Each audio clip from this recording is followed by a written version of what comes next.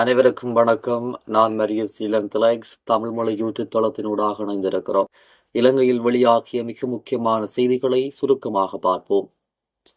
ஆஸ்திரேலியாவில் இலங்கையைச் சேர்ந்த பௌத்த துறவி ஒருவர் சிறுமிகளை பாலியல் துஷ்பிரயோகம் செய்த குற்றச்சாட்டில் குற்றவாளியாக அடையாளம் காணப்பட்டிருக்கிறார். இலங்கையைச் சேர்ந்த கீஸ்பரோவில் உள்ள தம்ம சரண கோவிலின் தலைமை துறவியான 70 வயதான நாபோதுனே வீதா என்பவரே குற்றச்சாட்டுகளை எதிர்கொண்டிருக்கின்றார்.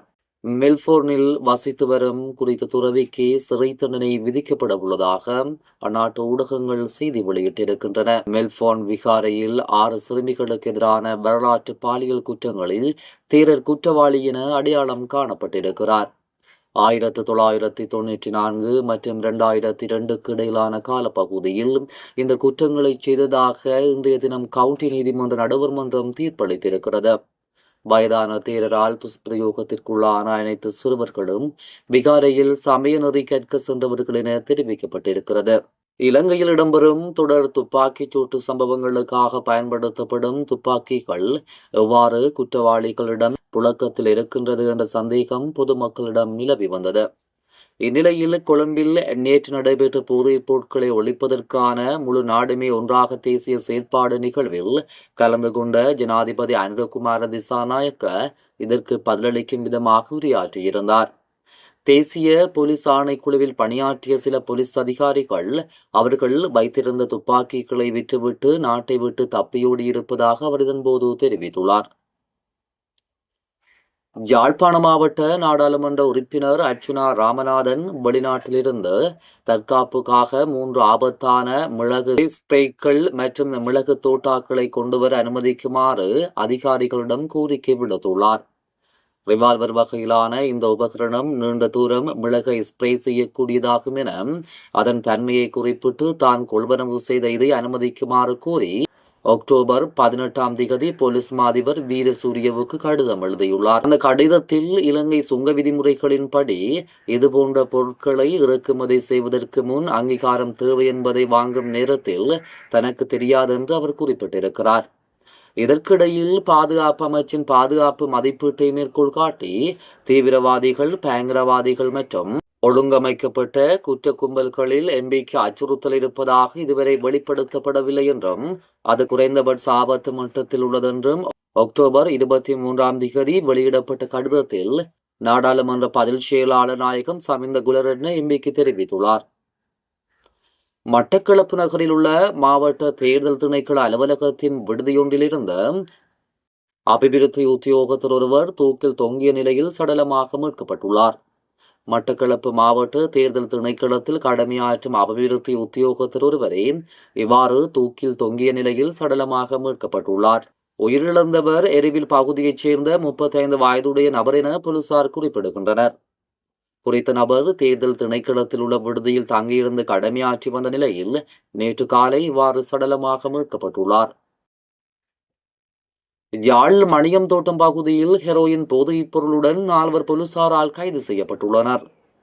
யாழ்ப்பாண போலீஸ் புலனாய்வு பிரிவினருக்கு கிடைத்த இரகசிய தகவலின் அடிப்படையில் நேற்று மாலை யாழ்ப்பாணம் போலீஸ் போதைப் பொருள் ஒழிப்பு பிரிவினரால் மேற்கொள்ளப்பட்ட சுற்றி வளைப்பின் போது 24 மற்றும் 25 வயதுகளையுடைய 4 இளைஞர்கள் யாழ் மணியந்தோட்டம் பகுதியில் வைத்து கைது செய்யப்பட்டுள்ளனர். இவர்களிடமிருந்து 2 கிராம் 540 மில்லிகிராம் ஹெரோயின் போலீசாரால் கைப்பற்றப்பட்டுள்ளது. இலங்கை வரும் அனைத்து குறுகிய கால சுற்றுலா பயணிகளும் மின்னணு பயண அங்கீகாரத்தை பெற வேண்டும் என்ற முந்தைய அறிவிப்பை குடிவரவு மற்றும் குடியகல்வு திணைக்களம் திரும்ப பெற்றுள்ளது. அக்டோபர் 15, 2025 முதல் மின்னணு பயண அங்கீகாரத்தை பெற வேண்டும் என முன்னதாக அறிவிக்கப்பட்டிருந்த நிலையில் அது தற்போது திரும்ப பெறப்பட்டுள்ளது. அதன்படி அக்டோபர் 13, 2025 வெளியிடப்பட்ட முடிவு மறு அறிவிப்பு வரும் வரை ரத்து செய்யப்பட்டுள்ளதாகவும் அனைத்து ETA மற்றும் விசா வழங்கும் சேவைகளும் தற்போது நடைமுறைகளின் கீழ் தொடர்ந்து செயல்படும் என்று திணைக்களம் உறுதிப்படுத்தியுள்ளது. எனவே பயணிகள் அக்டோபர் 15, 2025 முன்பிருந்த அதே செயல்முறையின் கீழ் விசாக்களுக்கு விண்ணப்பிக்கலாம் என அறிவிக்கப்பட்டுள்ளது. முகத்தை முழுமையாக மறைக்கும் வகையில் ஆடை அணிவது பல பிரச்சினைகளை ஏற்படுத்தும். இலங்கையின் பொது இடங்களில் எவரும் முகத்தை முழுமையாக மறைக்கும் வகையில் ஆடை அணிவதற்கு அனுமதிக்க கூடாது. அவ்வாறு அனுமதியளித்தால் அதற்கு அனைவரும் எதிர்ப்பு தெரிவிக்க வேண்டும். அரசாங்கம் இந்த விடயத்தில் அடிபணியக்கூடாது என பொதுபல சேனா அமைப்பின் பொதுச் செயலாளர் ஞானசார தேரர் தெரிவித்துள்ளார். கொழும்பில் உள்ள பொதுபல சேனா அமைப்பின் காரியாலயத்தில் செவ்வாய்க்கிழமை நடைபெற்ற ஊடகவியலாளர் சந்திப்பின் போதே மேற்கண்டவாறு தெரிவித்துள்ளார். வைத்தியசாலைகளில் முஸ்லிம் தாதியர்கள் முகத்தை முழுமையாக மறைக்கும் வகையில் கலாச்சார ஆடை அணிவது தற்போதைய பெரிதொரு பிரச்சனையாக காணப்படுகிறது. நிகாப் ஆடைக்கு இன்று அனுமதி கொடுத்தால் எதிர்காலத்தில் புர்காக்கும் அனுமதி கொடுக்கும் நிலை ஏற்படும். முஸ்லிம் பாடசாலை மாணவிகள் பாடசாலைக்கு ஹிஜாப் வகையிலான சீருடை அணிய அனுமதிக்க வேண்டும் என பாராளுமன்ற உறுப்பினர் கிஸ்புல்லா முன்னாள் ஜனாதிபதி ரணசிங்க பிரேமதாச காலத்தில் பாராளுமன்றத்திற்கு தனிநபர் பிரேரணை ஒன்றை கொண்டு வந்தார். சுற்றறிக்கையூடாக அதற்கு அனுமதி வழங்கப்பட்டது. முகத்தை முழுமையாக மறைக்கும் வகையில் ஆடை அணிவது பல பிரச்சினைகளை ஏற்படுத்தும். இலங்கையில் பொது இடங்களில் எவரும் முகத்தை முழுமையாக மறைக்கும் வகையில் ஆடை அணிவதற்கு அனுமதிக்க கூடாது. அவ்வாறு அனுமதியளித்தால் அதற்கு அனைவரும் எதிர்ப்பு தெரிவிக்க வேண்டும் என அரசாங்கம் இந்த விடயத்தில் அடிபணியக்கூடாது என்றும் அவர் தெரிவித்துள்ளார்.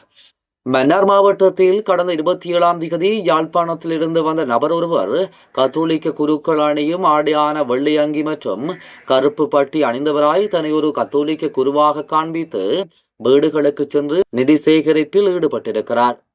முத்தரிப்புத்துறை, பங்காலை போன்ற இடங்களில் அவர் நிதி சேகரிப்பில் ஈடுபட்டதாக கூறப்படுகிறது. ஒவ்வொரு இடங்களிலும் வெவ்வேறு விதங்களில் தன்னை அடையாளப்படுத்தி இருந்தார்.